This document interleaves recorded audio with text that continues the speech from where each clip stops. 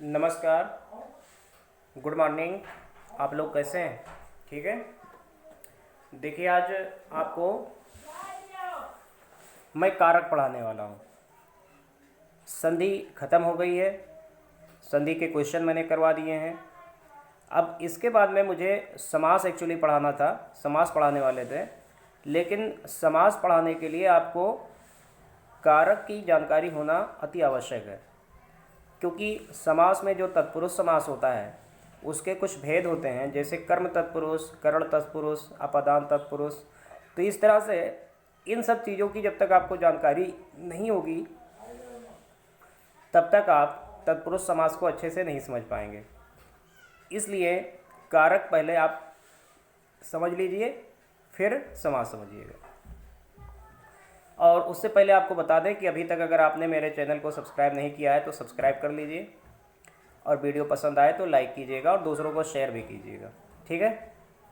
चलिए, कारक क्या होता है कि किसी वाक्य में संज्ञा या सर्वनाम वाले वाक्यांश का, वाक्यांश माने वाक्य का कोई अंश, अन्य वाक्यांश से जो शब्द संबंध स्थापित करे वो कारक कहलाता है। जैसे कि अगर हम कहें कि वो पढ़ता है, अगर हम कहें वो पढ़ता है, तो ये एक वाक्य है। वाक्य का एक ये अंश है और एक ये अंश है। तो ये क्या है कि वो पढ़ता है, इसका और इसका जो संबंध स्थापित करे वो कारक कहलाता है। ठीक है। इसी तरह से कुछ दूसरे उदाहरण ले लें। हम कहें कि तुम चम्मच से खाते हो, अगर हम कहें तुम चम्मच से खाते हो, तो यहाँ पर देखिएगा, अगर इन सबको अलग अलग कर दिया जाए, पूरा वाक्य हो गया और एक अंश तुम हो गया, दूसरा चम्मच हो गया, तीसरा खाते हो गया, तो इन सबका आपस में जो संबंध स्थापित करता है वो कारक कहलाता है। जैसे खाने का संबंध चम्मच से ये शब्द स्थापित कर रहा है, तो ये कारक हो गया। तो चलिए आगे समझते हैं कारक को। कारक के प्रकार कौन कौन से होते हैं? देखिए, कारक के प्रकार होते हैं, यहाँ पर एक्चुअली मैं क्रमांक डालना भूल गया हूँ, 1 2 3 4 इस तरह से 2 3 4 5 6 7 और 8। ठीक है। तो देखिए, पहला है कर्ता, दूसरा है कर्म, तीसरा करण, तीसरा संप्रदान, फिर अपादान, फिर संबंध, फिर अधिकरण, फिर संबोधन। ये इतने कारक हैं। कितने हैं? 8 कारक होते हैं। और इन कारक का वाक्य में कुछ चिन्ह निर्धारित होते हैं।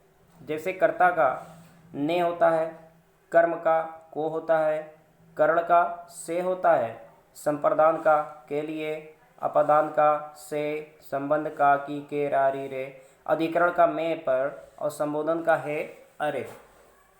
तो ये इसके चिन्ह होते हैं जिससे आप पहचान पाएंगे कि ये कौन सा है। इसकी डिटेल थोड़ा देख लेते हैं। देखिए, कर्ता क्या होता है? वाक्य में क्रिया को करने वाला जो भी होता है वो कर्ता होता है। ठीक है। जैसे हम अगर ये कहें कि राम पढ़ता है, अगर हम कहें कि राम पढ़ता है, तो इसमें क्रिया क्या है? पढ़ना। और इस क्रिया को करने वाला कौन है? राम। यानी पढ़ना किसके द्वारा हो रहा है, यानी पढ़ता कौन है? तो वो राम है। ठीक है। आप इसको क्वेश्चन अगर आप पूछेंगे कौन पढ़ता है? राम। हम कहें राम जाता है, तो कौन जाता है? राम। तो क्रिया को जो भी करने वाला होगा वो कर्ता कहलाएगा, यानी इसमें राम करता है। अब देखिए कि कर्म क्या है? जिससे क्रिया प्रभावित हो, जिससे क्रिया प्रभावित हो। जैसे हम कहें राम ने लक्ष्मण को मारा, अगर हम कहें कि राम ने लक्ष्मण को मारा, तो देखिए यहाँ पर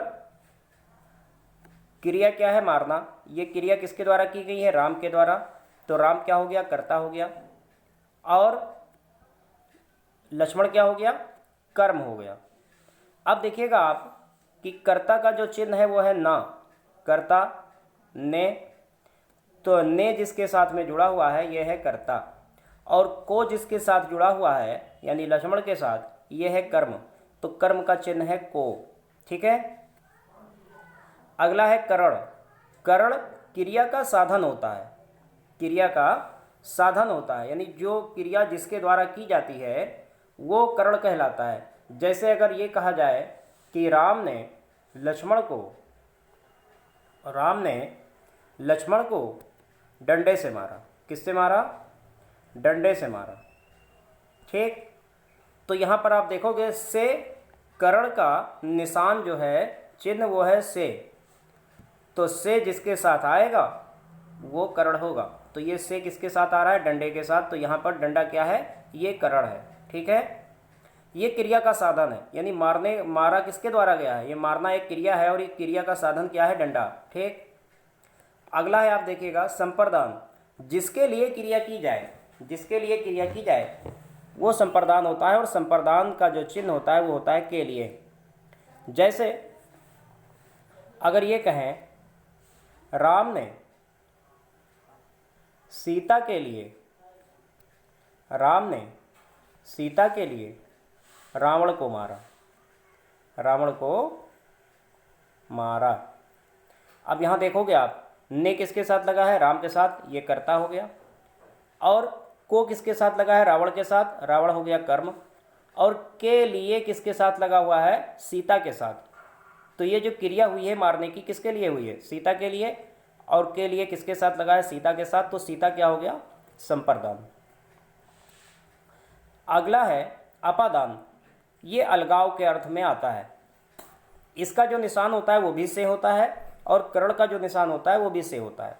अगर जो भी क्रिया का जो भी साधन है, अगर वो जुड़ाव के अर्थ में आ रहा है तो करण होगा, और अगर अलगाव के अर्थ में आ रहा है तो अपादान होगा। ठीक है। जैसे हम कहें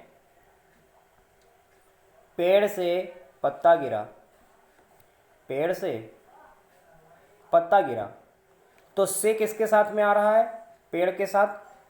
तो ये कैसे हो रहा है? ये अलगाव के अर्थ में आ रहा है, क्योंकि पेड़ से जो पत्ता है वो अलग हो रहा है। तो ये क्या है? अलगाव के अर्थ में जब से आएगा तो क्या होगा? अपादान होगा। और यही अगर जुड़ाव के अर्थ में आए तो क्या होगा? करण हो जाएगा। ठीक है। जैसे हम कहें कि वो अपने भाई से जुदा हो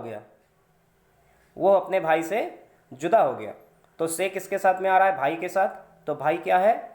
करण या फिर अपादान? अपादान है। क्यों? क्योंकि भाई से जुदा हो गया, यानी भाई से अलगाव के अर्थ में से आ रहा है, तो अपादान हो गया। अब आते हैं संबंध में। जैसे हम कहें राम का भाई लक्ष्मण था, तो यहाँ पर का किसके साथ में आ रहा है? राम के साथ में। तो यहाँ पर राम क्या हो गया? अब संबंध स्थापित कर रहा है। किसका? राम का संबंध भाई के साथ में जो स्थापित कर रहा है वो शब्द है का। तो ये हो गया का संबंध। इसी तरह से का की के, जैसे इस तरह से भी होता है। जैसे हम कहें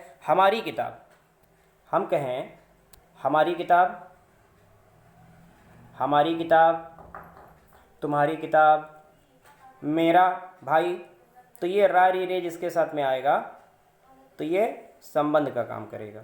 ठीक है। ऐसे ही का की के साथ भी हो सकता है, इसका भाई, उसका भाई, उसकी बहन, इस तरह से। अब आते हैं अधिकरण में। अधिकरण क्या होता है? जो क्रिया का आधार हो, यानी क्रिया जिस आधार के द्वारा की जाए वो अधिकरण होता है। जैसे हम कहें कि राम घर पर है, तो राम के रहने का जो आधार है वो क्या है? घर है। तो पर जिसके साथ में आ रहा है? घर के साथ। ये घर क्या हो गया? अधिकरण। या फिर हम कहें कि घुड़सवार, तो घुड़सवार का मतलब क्या होता है? घोड़े पर सवार। तो घुड़सवार यानी घोड़े पर सवार।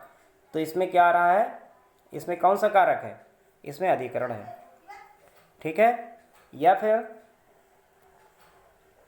बस्ते में किताबें हैं, बस्ते में किताब है, बस्ते में, किताब है। तुम में किसके साथ में आ रहा है? बस्ते के साथ में, तो ये क्या हो गया? अधिकरण। ये अधिकरण का काम कर रहा है। और संबोधन, जिस शब्द से किसी को संबोधित किया जाए वो संबोधन कारक कहलाता है। यानी जिसके द्वारा हम किसी को बुलाते हैं, पुकारते हैं, अब संबोधित करते हैं, वो संबोधन कारक होता है कि हे यहाँ आओ, अरे तुम अभी गए नहीं, तो ये शब्द क्या है? संबोधन है। तो मुझे आशा है कि आपको ये वीडियो अच्छी लगी भी होगी और कारक आपको समझ में भी आया होगा। तो चलिए मिलते हैं अगले वीडियो में, तब तक के लिए गुड बाय।